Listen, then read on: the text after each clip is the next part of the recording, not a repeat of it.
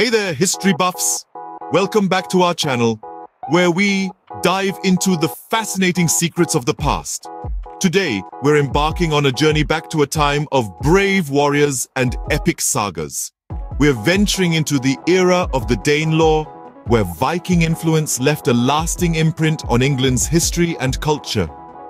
From language and law to daily life and beyond, we'll explore how these Norse adventurers shaped the England we know today. So strap in and get ready for a whirlwind adventure. Picture this.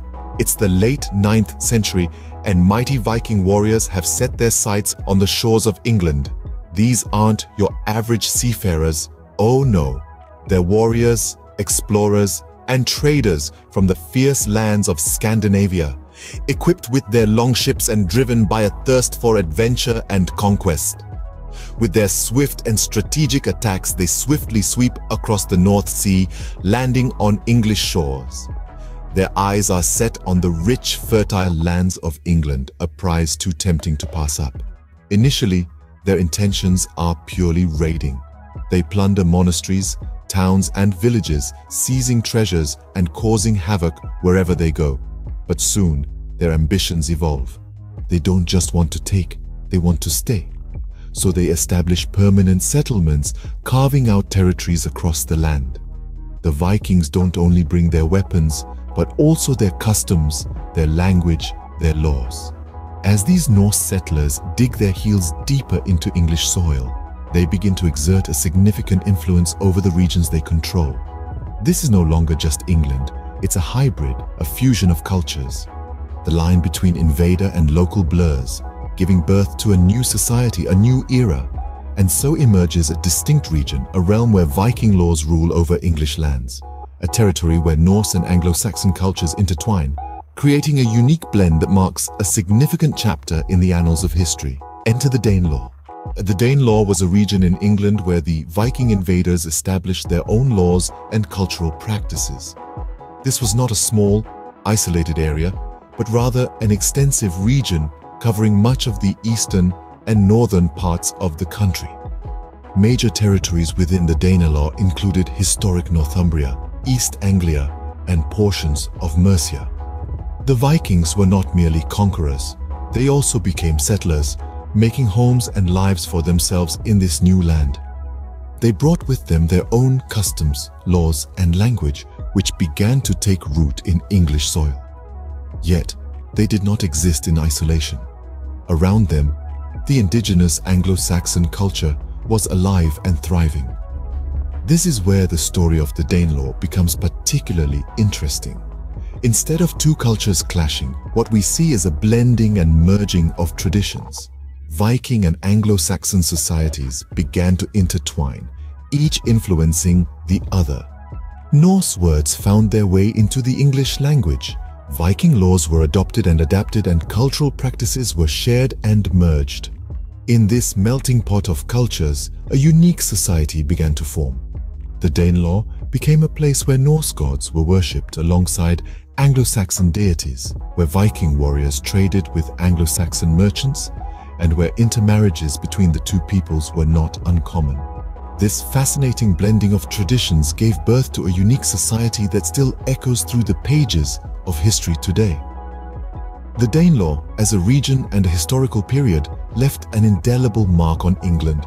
It shaped the language, the laws, the culture, and the society in ways that can still be seen and felt today. The Danelaw was more than just a region or a period of time. It was a crucible of cultural fusion, a testament to the ability of diverse peoples to live together, learn from each other, and create something new and enduring.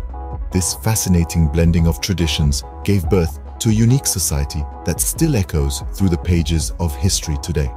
The impact of the Viking presence in England was profound.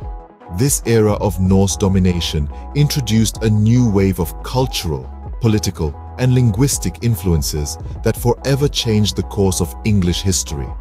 The Vikings were not just raiders and warriors, they were also settlers, farmers, and traders. They didn't just conquer territories, they settled and integrated into the local communities, sharing their customs, beliefs, and language. This integration led to a remarkable transformation in the English language. Words we use today like berserk, ransack, and skull all have their roots in Old Norse, the language of the Vikings. Even the days of the week, Tuesday, Wednesday, Thursday, and Friday, are named after Norse gods, Tyr, Odin, Thor, and Freya, respectively. But the Viking influence extended well beyond language. They brought with them a unique political system which was more democratic than the existing Anglo-Saxon rule. Each community in the Danelaw had a thing or an assembly where free men could voice their opinions and settle disputes. This concept of communal decision-making was novel at the time and laid the groundwork for the democratic principles we value today. The legal system, too, underwent significant changes under Viking rule. Within the Danelaw, Norse and Anglo-Saxon laws coexisted, each influencing the other. The Vikings' law system was based on a concept of weregild, a value placed on every person and piece of property. If a crime was committed, the offender had to pay the victim or their family compensation equivalent to the weregild. This system of restorative justice was a stark contrast to the existing punitive Anglo-Saxon laws. In essence, the Danelaw introduced a new concept of governance where Viking and Anglo-Saxon laws coexisted and influenced one another. This period of Viking rule in England, though marred by conflict and struggle, was also a time of cultural exchange and societal transformation. The Vikings, with their strong will and indomitable spirit, left a lasting legacy that continues to shape English society to this day. But what about daily life in the Danelaw? How did Vikings and Anglo-Saxons coexist within this unique region? The Danelaw was more than just a geographical region. It was a cultural melting pot where two distinct ways of life came together and intertwined. The Vikings, known for their seafaring exploits and warrior culture, didn't just conquer and move on. No, they settled down, often marrying local Anglo-Saxon women and established communities. Trading was a significant part of life in the Danelaw. The Vikings were prolific traders, with networks stretching from the British Isles to the far reaches of the Baltic Sea and beyond. These interactions weren't just about goods, they were about ideas, about stories, and about culture.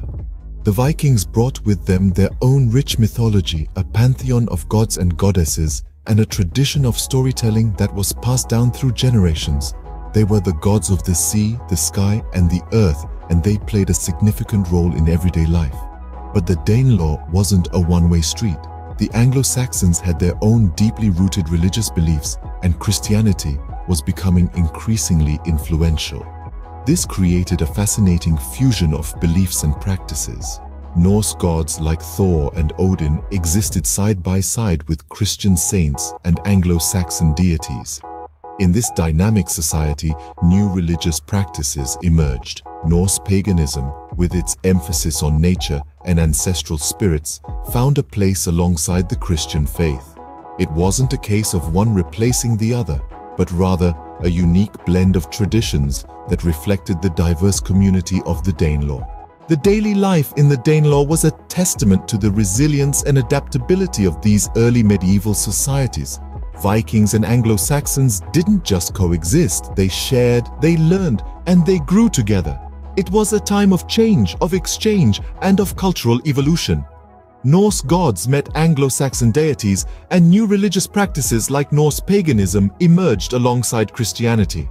Archaeological discoveries in the Danelaw region have shed light on the day-to-day lives of the people during this period. As we delve into the ground, we unearth the whispers of a bygone era. Picture a Viking blacksmith toiling away, crafting ornate weapons. Picture a bustling marketplace, alive with the exchange of exotic goods from distant lands. These scenes aren't mere figments of our imagination, but realities breathed to life by the artifacts we've discovered. From pottery shards to intricate jewelry, these objects tell a story of a vibrant society, of an era defined by trade and cultural exchange. But the treasures don't stop there. We've also stumbled upon remnants of old trading routes and fortified settlements. These finds paint a picture of a society constantly on the move, a society shaped by tales of conquest and adventure. Indeed, we found evidence of trading routes, tales of conquest, and even personal belongings, giving us valuable insights into this captivating era. From York's magnificent Viking heritage to the poetic sagas passed down through generations, the legacy of the Danelaw is an unforgettable part of England's history. The Vikings, hailing from the icy realms of Scandinavia, left an indelible mark on the English landscape, culture, language, and systems of governance. Their influence can be seen in the modern-day landmarks and museums that stand as testament to this powerful era. The Jorvik Viking Center in York, for instance, offers an immersive experience of Viking life, while ancient runestones dot the English countryside, whispering tales of conquest and settlement. The Danelaw, once a realm where Viking and Anglo-Saxon laws coexisted, has profoundly shaped the England we know today. So, next time you're exploring the historic streets of England, don't forget to pay homage to the Vikings who once ruled the Danelaw.